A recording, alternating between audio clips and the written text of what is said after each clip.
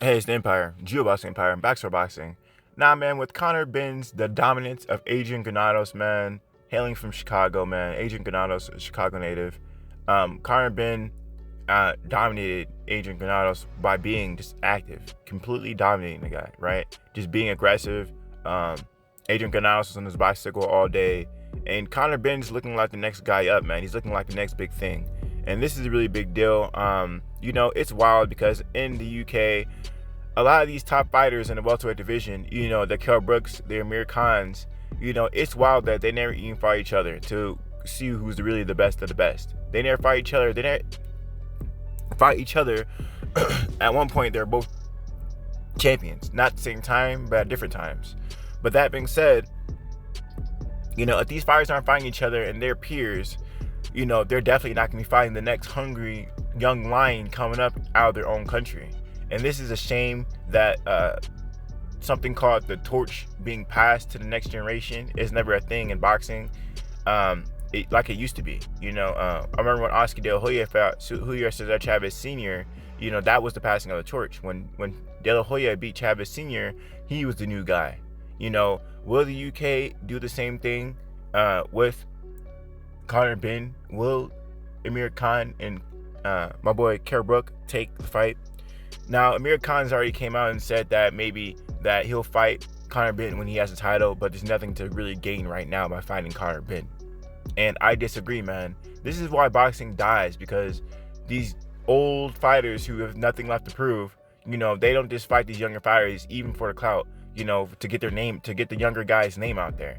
Sometimes if you fight a guy and he's a younger fighter, there's nothing really to lose if you fight an older, established fighter, because we all know he's that guy and people are going to like him, win, lose, or draw. Now, at this point of Amir Khan's and Kell Brook's career, Kell Brook already took an L to Errol Spence Jr. Kell Brook already took an L to Triple G, right? Kell Brook already took an L to Terrence Crawford. I mean, what's another tough fight for Kell Brook if he fought Conor Ben, right? Amir Khan already lost to Prescott.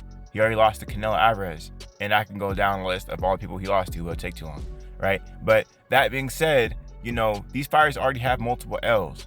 They already fought the best of the best.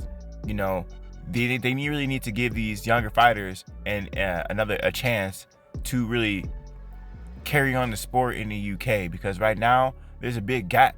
Because at one point, Khan was the guy in the UK, right? When he was over here dominating Pablo Nagy, he beat Marcus Rodana. I mean, Khan went in a rampage, right? He beat Devin Alexander. I can go on and on about all Khan's wins, right? Kell Brook was just that guy, right? Beat Sean Porter. He was on a rampage over here in America. He had the clout. He was undefeated, the special one. He was selling out arenas. The name behind Kell Brook was amazing, right? Conor Ben is the next guy coming up, man, and he definitely can be that guy next. But he's gonna have to do it. Conor Ben's gonna have to do it. Usually, what happens in countries before they come to America is they fight everyone in that country first before they come to America. But Nigel Ben's running out of British opponents to really challenge him, and at this point, he's getting American opponents like Adrian Granados, et cetera, to come over there to Britain to fight him, right? That can only go so far. He still needs to fight his comrades, his peers in America. I mean, in Britain, not peers, but I guess you call him, his opponents at 147. I just really would like Conor Ben to really showcase his talent to see if he's the goods with Amir Khan and Kell Brook. And me personally, I've seen Conor Ben fight. I personally think he needs a better trainer, because Conor Ben has stamina. He's like the Sean Porter of the United Kingdom. Really aggressive fighter, amazing stamina, amazing chin. His technicals can be a little bit better if he had an American trainer, in my opinion, because he's a little wild.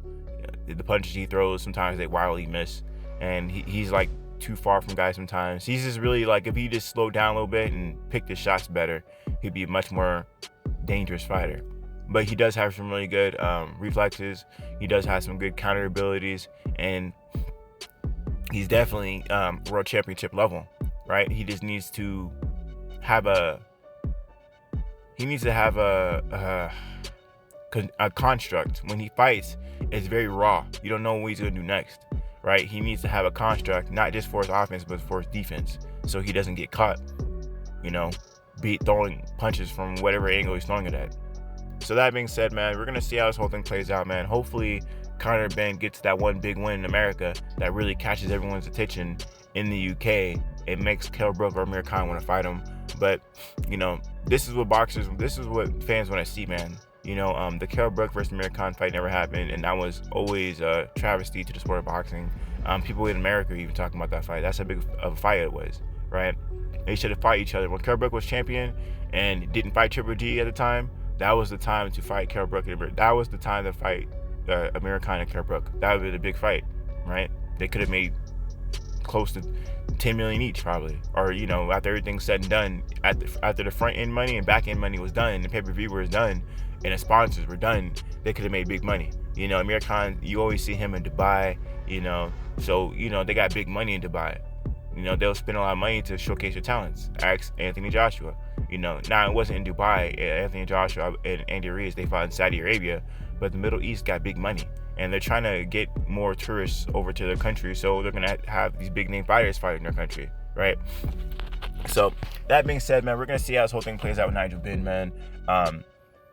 Amir Khan and Kell Brook are real hush-hush on the whole idea of fighting Nigel Benn. They don't seem too enthusiastic about it. We're gonna see how this whole thing plays out.